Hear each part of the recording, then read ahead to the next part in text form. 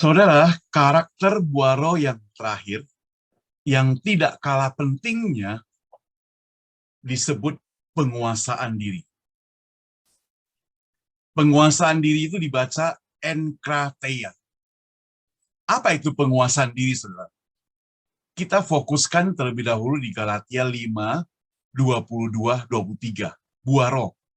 Tetapi Buaro ialah sama-sama, saudara, kasih, sukacita, damai sejahtera, kesabaran, kemurahan, kesetiaan, kelemah lembutan, penguasaan diri. Tidak ada hukum yang menentang hal-hal itu. Nah, sekarang kita masuk kepada penguasaan diri yang disebut dengan atau dibaca dengan enkrateia. Enkrateia sendiri berarti penguasaan diri, pengendalian diri. Ada remnya, ada stopnya. Nah, saudara, pengendalian diri ini memiliki kekuatan di bawah kendali Allah. Bukan di bawah kendali kita manusia. Ketika kita manusia yang lama, kita tidak bisa kendalikan diri. Sedikit-sedikit kita marah, gampang tergoda, gampang terpengaruh, ya, gagal melakukan banyak hal karena kita terlalu gegabah, tidak sabar, dan sebagainya. Kita tidak berusaha mengendalikan diri. Bukan berarti kita tidak melakukannya. Kita sudah berusaha mungkin, ada yang berusaha, tapi bukan pertolongan Tuhan. Tapi kita berusaha mengendalikan diri dengan kekuatan sendiri. Itu sebabnya kita gagal. Kita gagal mengendalikannya, saudara. Nah, saudara, enkrateia sendiri, pengendalian diri ini merupakan salah satu karakter Buaro yang harus dimiliki oleh seorang percaya. Ketika kita sedang nyetir mobil, tiba-tiba diselip oleh orang lain. Apakah kita bisa mengendalikan diri, mengendalikan emosi? Soalnya ketika kita melihat pemandangan yang mungkin dapat menarik kita, menggoda kita, apakah kita bisa mengendalikan diri kita? Keputusan itu harus diambil oleh diri kita sendiri. Kalau kita orang percaya, harus di bawah pertolongan Tuhan.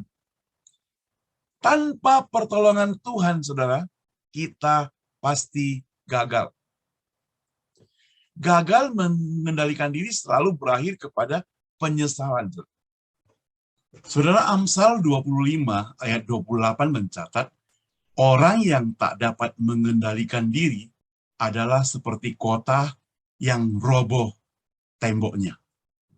Jadi sangat bahaya kalau kita tidak dapat mengendalikan diri, hidup kita itu hancur.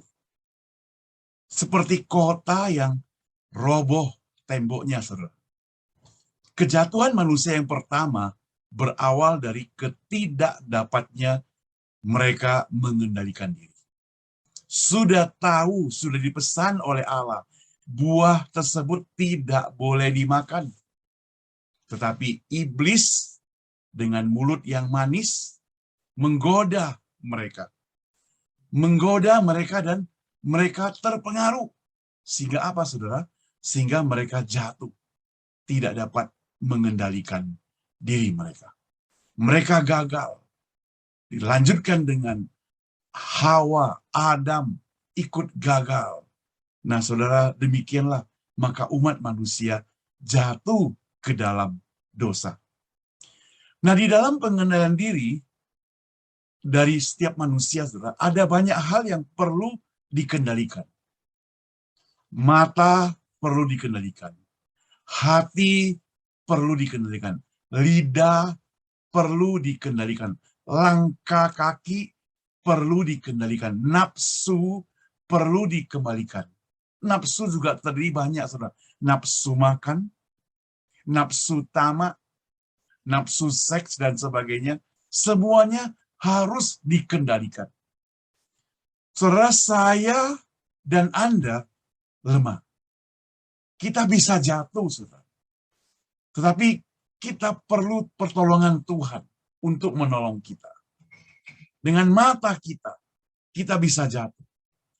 Dengan tangan kita bisa jatuh. Karena tangan kita tidak kuasai, maka terlalu cepat turun tangan, memukul orang, dan sebagainya, itu juga merupakan ketidakpengendalian. Mulut kita terlalu cepat ngomong. Zaman sekarang zaman media sosial, terlalu cepat merespon, terlalu cepat berbicara, tanpa berpikir panjang. Bahaya. Kadang bisa menyakiti orang. Menyakiti satu suku, saudara. Menyakiti seluruh umat dunia juga bisa demikian. Jadi perlu hati-hati. Ketika kita mau lakukan sesuatu, pikir terlebih dahulu. Apakah itu penting kita lakukan? Apakah itu perlu kita lakukan? Apakah itu urgent kita lakukan? Apakah dibutuhkan kita lakukan? Kalau tidak, saudara, bisa ditunda, tidak begitu penting, dan tidak urgent, mungkin bisa dibatalkan. Nah, setiap orang percaya yang hidupnya berbuah, ia akan mengendalikan dirinya dari perbuatan jahat. Namun, ia tidak segan-segan melepaskan pengendaliannya, dikendalikan oleh Tuhan untuk melakukan yang baik. Jadi prinsipnya adalah hidup orang percaya adalah hidup yang dikendalikan oleh Allah. Bukan dikendalikan oleh diri sendiri. Bukan dikendalikan oleh orang lain. Bukan dikendalikan oleh setan. Sekali lagi, hidup manusia, orang percaya yang mau setia kepada Tuhan, berkarakter seperti Kristus, berbuah, maka hidupnya mesti merelakan dirinya dikendalikan oleh Allah.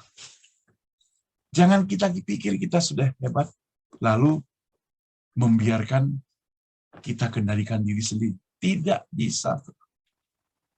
Daud sekalipun yang begitu dekat dengan Allah, Alkitab mencatat, kerinduannya pagi, siang, dan malam.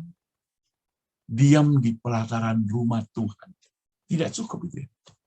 Tetapi ia juga adalah orang yang tidak dapat mengendalikan dirinya. Kenapa? Karena ketika kita mengandalkan diri sendiri, kita bisa gagal. Tapi kita harus mengandalkan Allah yang memberikan kekuatan. Mengandalkan Tuhan Allah yang memberikan kekuatan pada kita. Mari saudara, kita kendalikan hidup kita.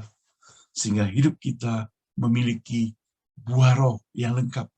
Yang setiap hari makin bertumbuh, makin berbuah, makin rindang, makin berbuah lebat.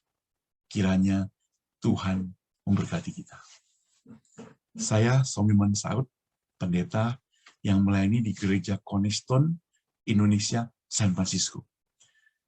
Jikalau saudara merasa edisi Buah Roh yang singkat ini ada 9 video yang boleh jadi berkat bagi Anda, silakan saudara copy, share kepada teman-teman Anda. Kalau Anda belum subscribe channel kami di Cornerstone Impact, silakan saudara subscribe juga, supaya kalau kita ada video yang baru, saudara juga mendapatkannya, mendapatkan informasinya. Oke, sampai ketemu. Cek video yang lain, saudara. Tuhan berkati.